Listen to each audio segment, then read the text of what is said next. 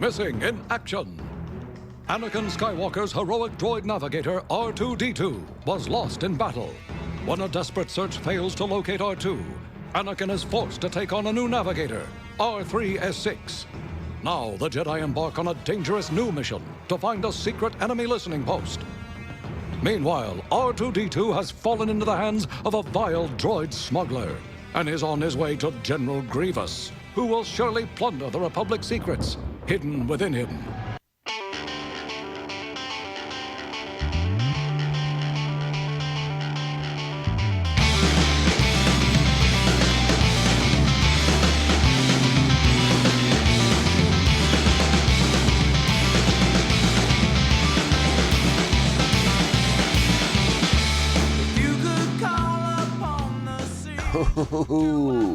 Greetings, Bucketheads. Mavar Tigar.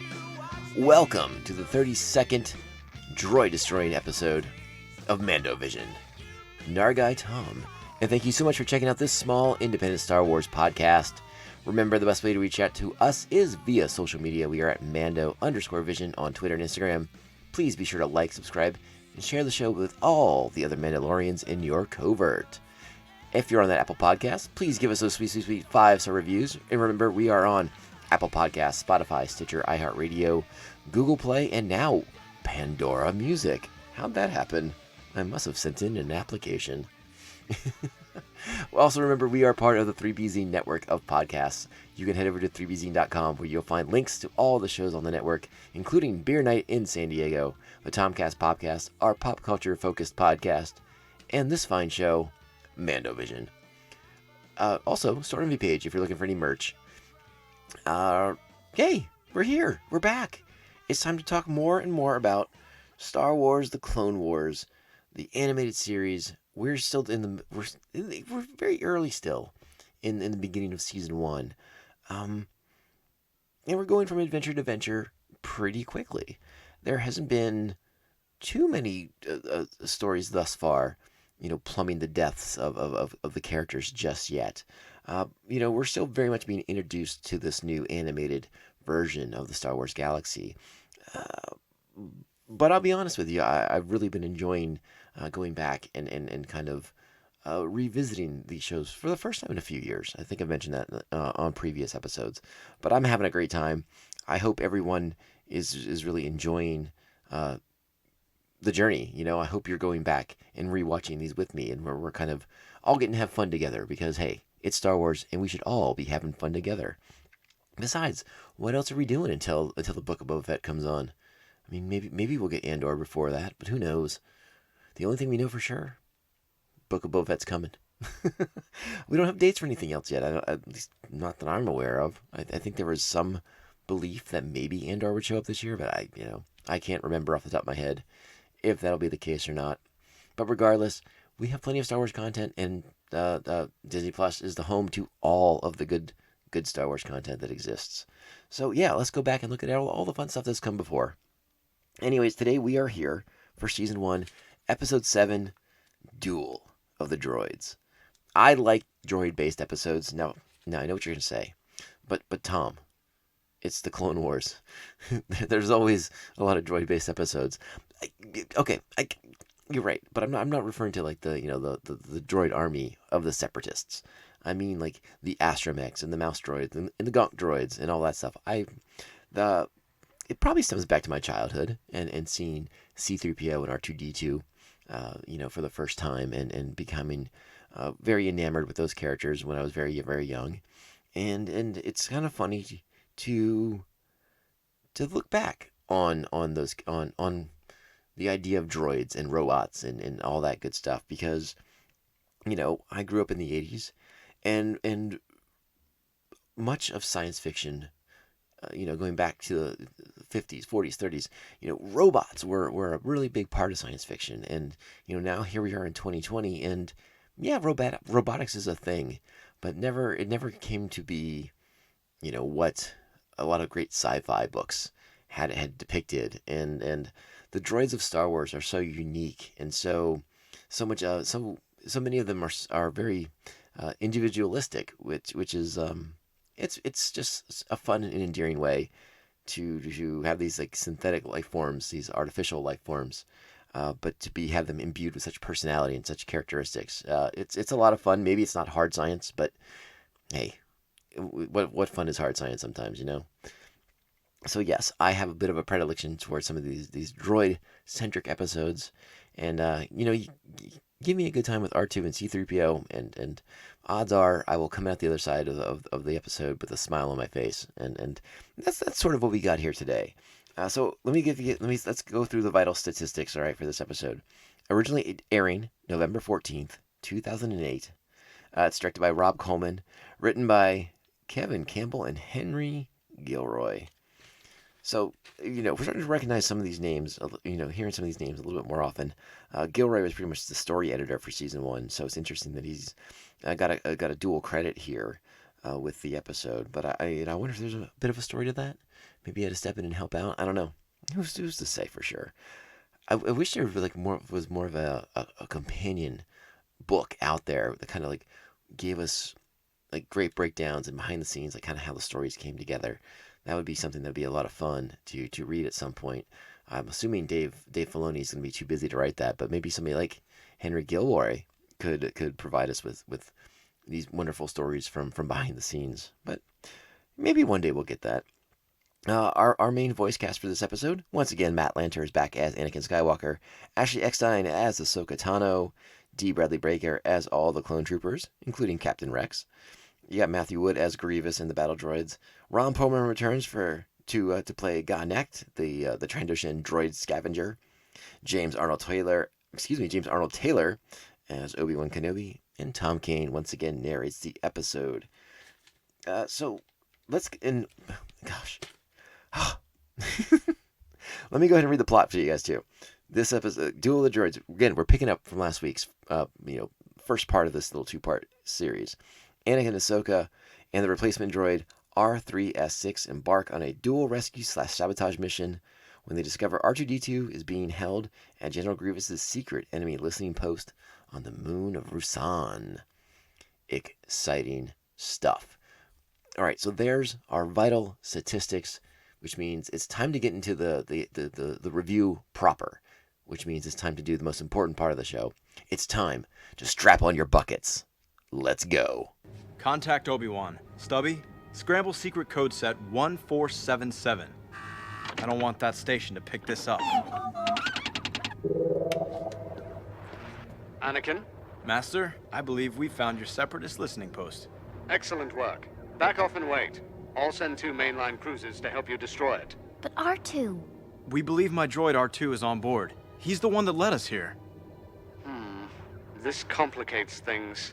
You must sneak aboard that station and destroy it before they crack R2's memory banks. I know you're fond of that droid, but he's fallen into enemy hands. I could rescue R2. No, this is not a rescue mission. Keep jamming their scanners. If they spot us, we're dead. Well, all right. Obi-Wan, not as big a fan of the little astromech droid as the rest of us are. And there's some interesting things to kind of pick apart here with Anakin's statement about his droid, and obviously that comes into play later in the episode as well.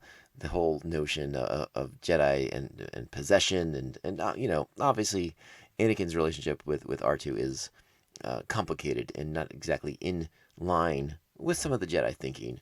And again, that's displayed throughout this episode.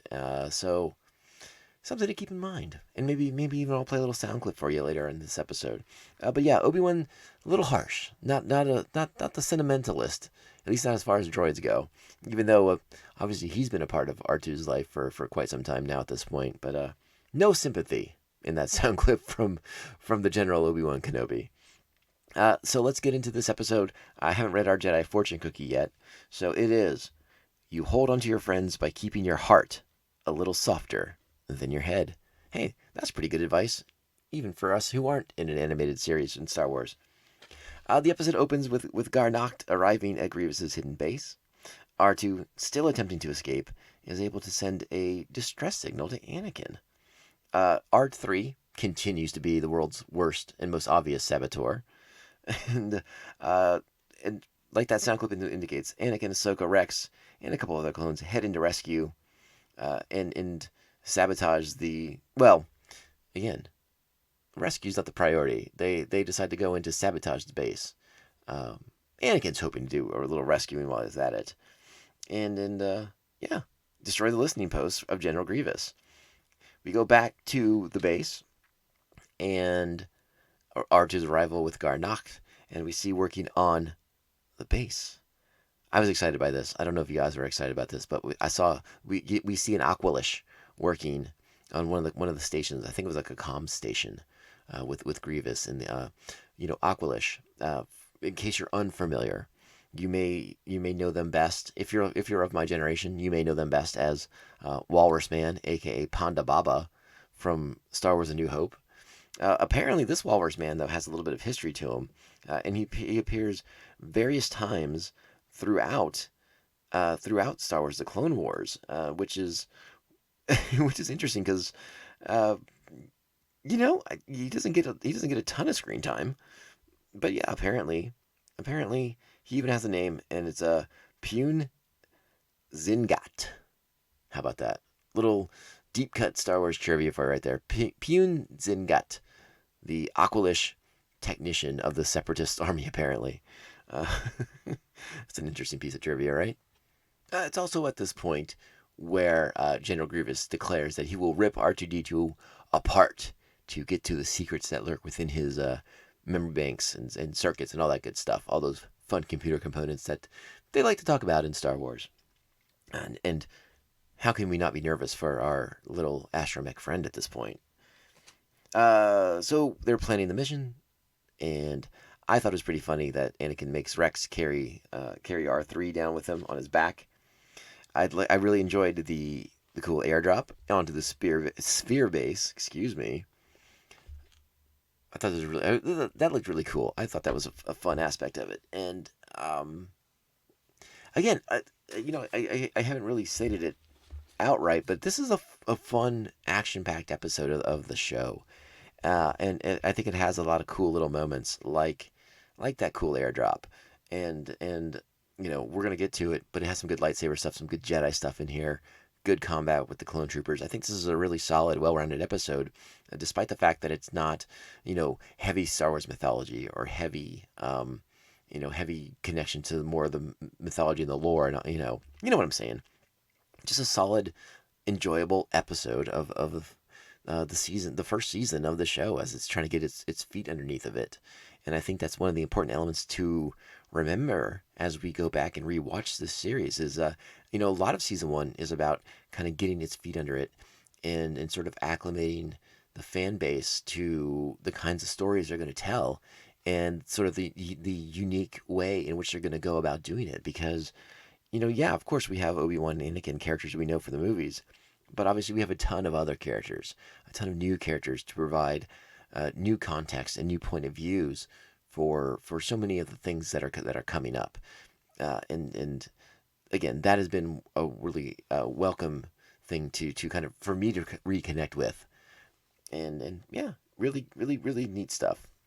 At this point in the episode, we see R2-D2 in pieces. It's very, very sad.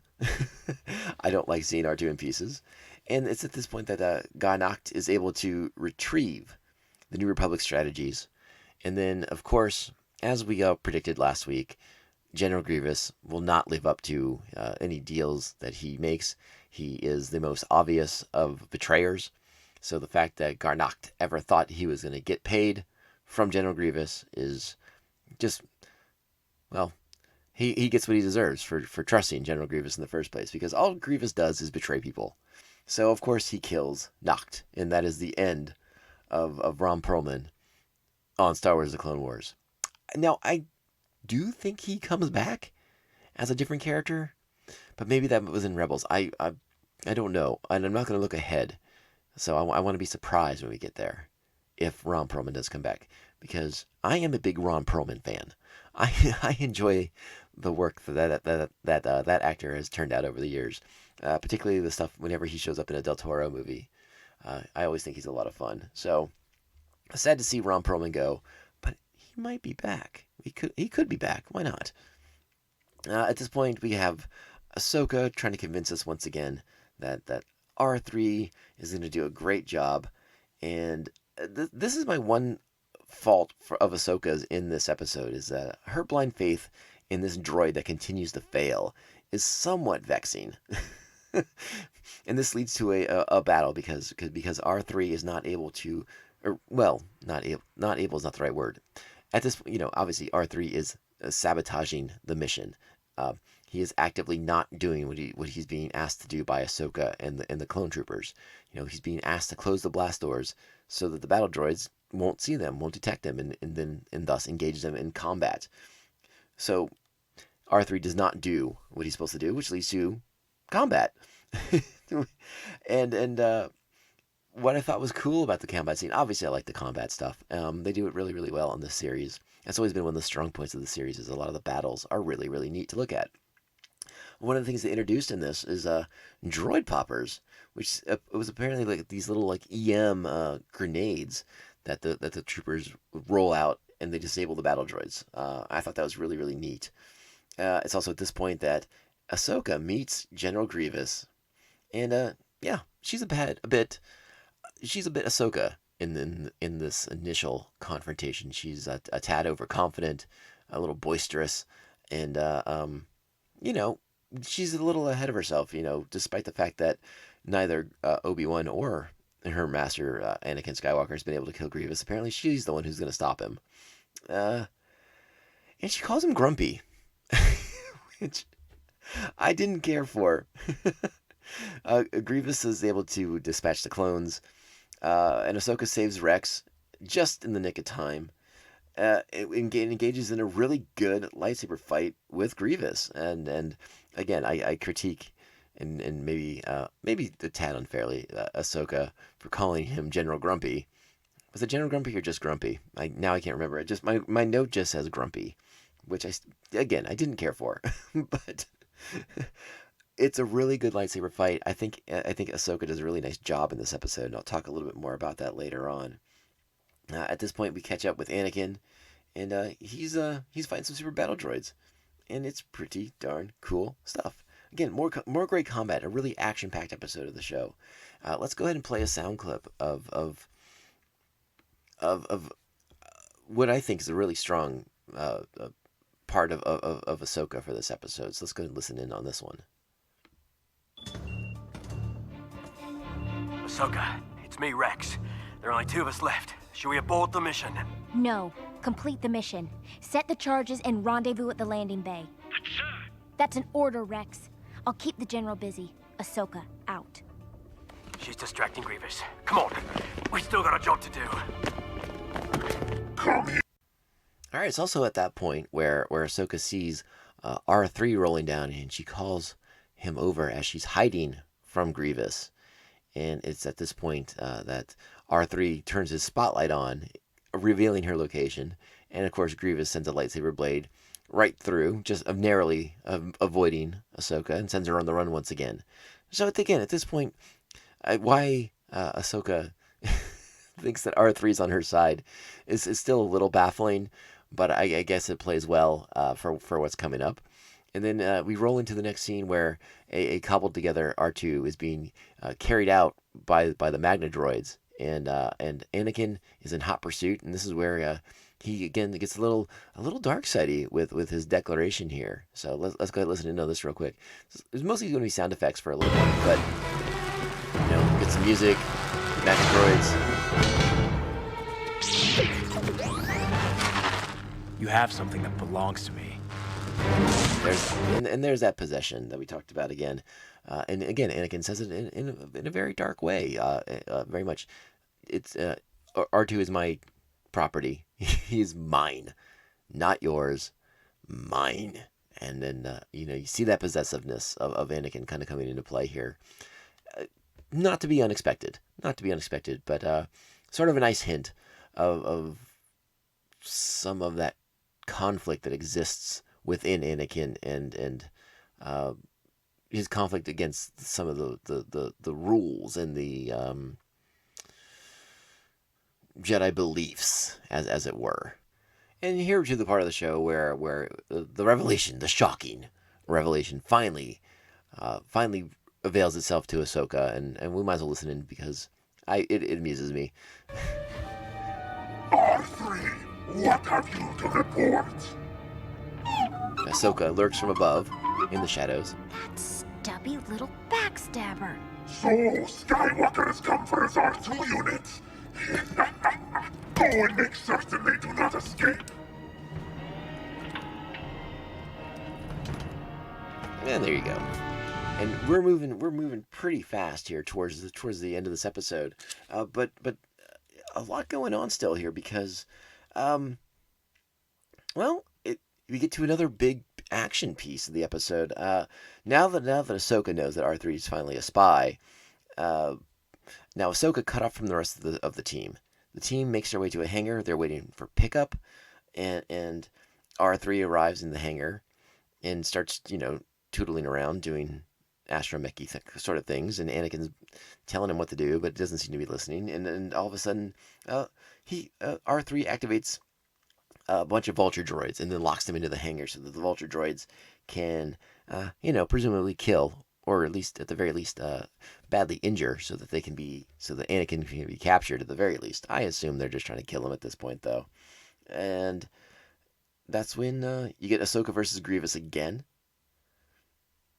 No problem with that. Again, I really enjoy the action pieces in this episode. The stuff against the vulture droids, Ahsoka versus Grievous is really, really good. Anakin goes ahead and does a crazy Anakin sort of thing. He decides to blow up the station with them all in it. And then we get the duel of the droids right here. R2 versus R3 in a droid fight. More droid on droid violence in Star Wars. Will it never stop? Will it never stop? R2 seems to win, but it's not over. It'll go back and forth. It's a seesaw battle, and eventually they are able to make their escape. They destroy the base.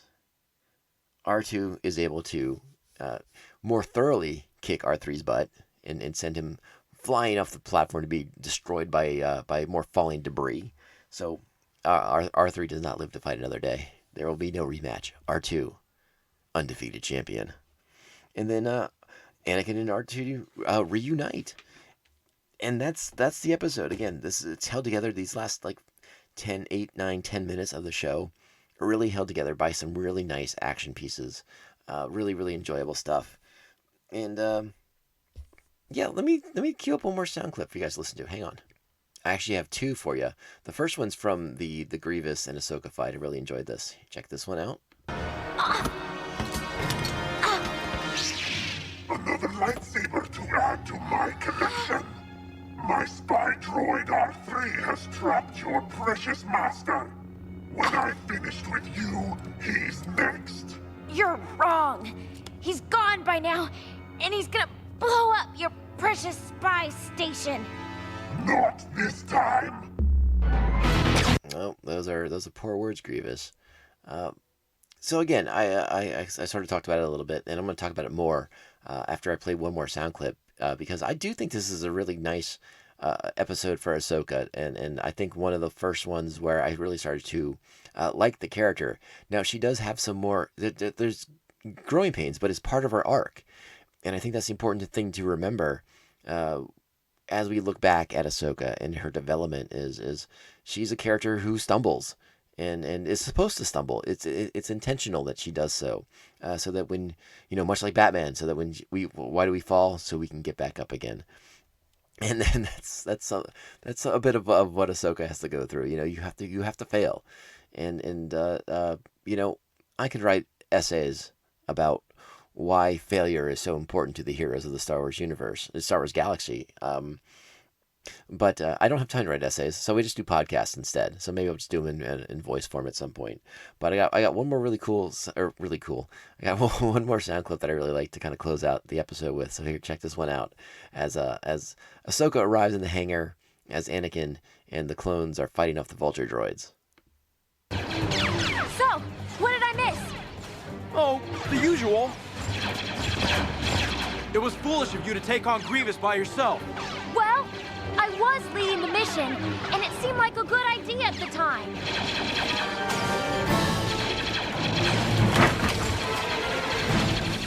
Did he tell you your stubby little gold droid pal works for him? He might have mentioned it. I guess we were all fooled. Anakin gives a great look there. I think I'll stop it at that point. But yeah, pretty solid stuff. A fun episode. Yeah, and you know, up to this point, Ahsoka had been a bit dialed back, but she's much more upfront in the action here. And I think, again, I think this is a pretty strong one for Ahsoka. She's very much like Anakin. I mean, I feel like by this point in the series, she's beginning to learn the way in which Anakin does things, and she's starting to emulate that sort of brashness that he has. She's not the sort of in-your-face kind of uppity little kid. Again, a strong one, but again, I told you there'll be some highs and lows with Ahsoka in this first season. At least that's my recollection of it. Maybe I'm just more mature now and I'm appreciating Ahsoka on a different level. But again, my recollection is the arcs of the character, and yes, she has to stumble, she has to fall, she has to fail at certain points, so that she comes back and does better and doesn't repeat mistakes. That's like real life. That's like how you learn, right? I make mistakes all the time. I try not to make the same ones over and over again, though. That's sort of my general philosophy in life. So, yeah, really like this episode a lot. A lot of great action pieces in this one. A lot of fun. You get R2 versus R3, because after 2 episodes of R3, you really want to see R2 kick him in his little droid butt. And it's a good time. It's a good time. I rate this one a really strong 7, I think, on this one. I want to go... I'm kind of toying with going 7.5. But I think I'm going to hold back off the 7.5 for now and just give it a solid 7. But an episode that I enjoy quite a bit. And hey, 7's nothing to slouch at, right? That's a good episode right there. Really, really enjoyable. I like droids. Droids are fun. And that is our episode for today. I hope you've enjoyed this look back at Season 1, Episode 7 of Star Wars The Clone Wars, Duel of the Droids. Again, a really fun episode. Great action pieces. I think you could do a lot worse than watching this episode for the 400th time. So, in closing, I want to thank everyone for taking the time to download, stream, share, like, do all that stuff for the podcast. Yeah, you all taking the time to listen and you know, talk about us or hit us up on social media or any of that stuff. It is truly awe-inspiring, and it means the world to me that people seem to be enjoying the show. That is all I can ask for.